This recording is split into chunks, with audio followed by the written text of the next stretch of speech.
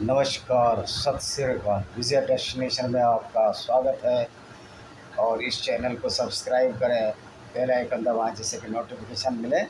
आज हम कुरान के चैप्टर अनफाल की आयत नंबर 12 या वर्ष नंबर 12 को हम आपको बताने जा रहे हैं। याद करो जब तुम्हारा रब फरिश्तों की ओर प्रकाशना कर रहा है कि मैं तुम्हारे साथ हूँ, अतः तुम ईमान वालों को जमाए रखो, मैं इनकार करने वालों के दिलों में रौब डाल देता हूँ और तुम उनकी गर्दनें मारो और पोर पोर पर चोट पहुँचाओ।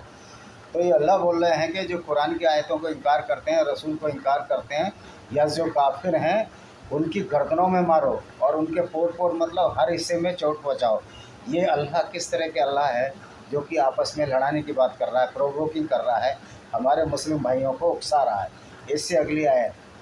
इससे अगली आयत 13 नंबर अनफाल की यह इसलिए कि उन्होंने अल्लाह और उसको रसूल को विरोध किया, और जो कि अल्लाह और उसके रसूल का विरोध करे उसे कठोर यातना मिलकर रहेगी, क्योंकि अल्लाह कड़ी यातना देने वाला है। वो इसलिए कि उन्होंने अल्लाह उसके रसूल का विरोध किया, या अल्लाह को नहीं माना। तो ये तो बात है कि जब अल्लाह का जन्म भी नहीं हुआ था, ये मोहम्मद साहब ने जब अल्लाह को बताया था हमको, या अल्लाह की जो फेसबुक आईडी जो मोहम्मद साहब ने बनाई थी, उससे पहले कौन अल्लाह था, क्या अल्लाह था, और वो कठोर यातना देने वाला अल्लाह कहाँ था। लेकिन जैसे ही अल्लाह को पैदा किया गया मोहम्मद साहब द्वारा, तो जो उसका विरोध करे उनकी झूठी आयतों का और झूठी साइंस, जो जो विज्ञान विरोध आयतों का और ऐसी आयतों का कि जो उकसाती हैं लड़ाई झगड़े के लिए, उनका विरोध करे तो अल्लाह उनको यातना देगा। ये कहाँ का न्याय है कि जो जो सही बात का विरोध करें उन्हीं को न्याय देगा। इसका मतलब कुरान और इस्लाम में न्याय वालों के लिए कोई जगह ही नहीं है। इससे अगली आयत पर और बता रहा हूँ मैं आपको। आयत नंबर 14, यह तुम चखो और यह इनकार करने वालों के लिए आपकी यातना। तो बता रहे हैं अल्लाह जी उसी में कि आप जो इस यातना को चखो और ये इनकार करने वालों के लिए आपकी यातनाएं मन की। ये जो काफिर्स हैं वो आग में जलेंगे, धधकती आग में जलेंगे। ये धधकती आग का ईंधन है। ये हमारे अल्लाह बोल रहे हैं जो कि नॉन मुस्लिम है उनके लिए। तो इसमें सेकुलरिज्म कहाँ है कुरान की आयतों में, और कहाँ भाईचारा हो सकता है। जो हमारे मोमिन ब्रदर जो कुरान को अक्षरश सत्य मानकर चल रहे हैं, क्या उनसे वो भाईचारा करेंगे किसी से? ये कदापि संभव नहीं है। अगर भारतीय नेता ये बोलते हैं कि भाईचारा हो सकता है, ये सबसे बड़ी मूर्खतापूर्ण बात है और हिंदुओं को बेवकूफ़ बनाने की ये इनकी चाल है।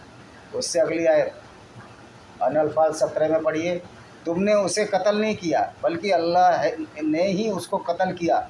जब तुमने उनकी ओर मिट्टी और कंकड़ फेंका तो तुमने ही नहीं फेंका बल्कि अल्लाह ने फेंका, कि अल्लाह अपनी गुण गरिमा दिखाए और ताकि अपनी ओर ईमान वालों के गुण प्रकट हों। निसंदेह अल्लाह सुनता जानता है। ये कहते हैं अगर आपने कत्ल किया तो आपने कत्ल नहीं किया, वो अल्लाह ने किया है। अगर पत्थर भी फेंका है तो वो अल्लाह द्वारा फेंका ही पत्थर है, इसलिए तुमको सोचने की, आत्म गलाने की ज़रूरत नहीं है। और ये अल्लाह इसलिए फेंक रहा है कि ये अपनी गुण गरिमा दिखाए।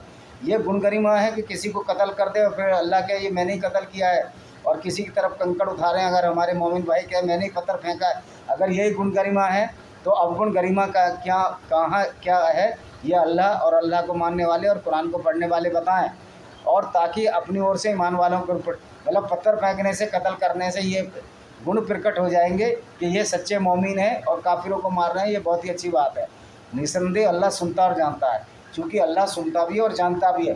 लेकिन क्या जानता है, ये आयत कह रही है वो कत्ल करवाना जानता है और पत्थर फेंकना जानता है। वो सारे जो ये जुर्म हैं वो अपने ऊपर लेने के लिए तैयार है अल्लाह इस आयत के अनुसार। उससे अगली आयत अनफाल 65 कह रही है, ए नबी मोमिनों को जिहाद पर उतारो। यदि तुम्हारे 20 आदमी जमे होंगे तो वो 200 आदमियों पर प्रभावी होंगे।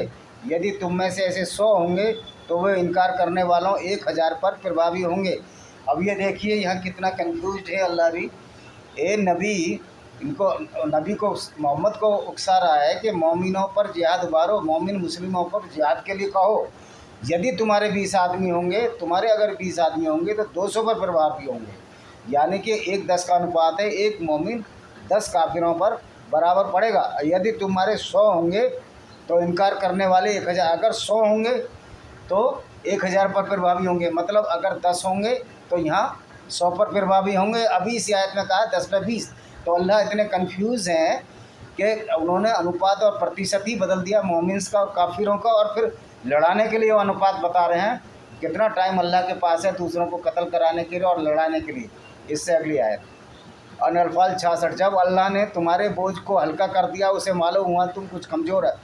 जब देखा कि अल्लाह ने कि तुम एक के बराबर 20 नहीं हो सकते, तो अल्लाह ने तुम्हारे बोझ को कम कर दिया है कि तुम में कुछ कमज़ोरी है।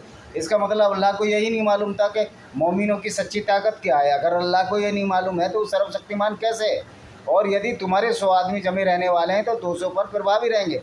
अब तुम्हारे 100 आदमी 200 पर प्रभावी रहेंगे। और अनुपात कितने का हो गया? अनुपात हो गया अब 1 और 2 का, मतलब हद हो गई। और तुम में से 1000 होंगे तो 2000 प्रभावी। अब 1 और 2 का अनुपात रहेगा। पहले 1 10 का हुआ, 1 20 का से 1 10 का हुआ, और उसके बाद इनका इतना अनुपात रह गया। मतलब इस तरह के ये लोग हैं। और अल्लाह इतने कन्फ्यूज्ड हैं कि कितनी पावर हमारे मोमिन ब्रदरों में ये भी नहीं जानते, और ये सारी पावर ये लड़ने के लिए दिखा रहे हैं। ये बड़ी ही विडम्बना की बात है। तो इसमें भाईचारा कैसे हो सकता है? और जो ये बोलते हैं कुरान में कहीं भी कुछ नहीं है, तो मैं कहता हूँ सारे गैर मुस्लिमों से एक बार कुरान ज़रूर पढ़ें। इसी के साथ मैं अपने वीडियो को विराम देता हूँ। वंदे मातरम, जय हिंद।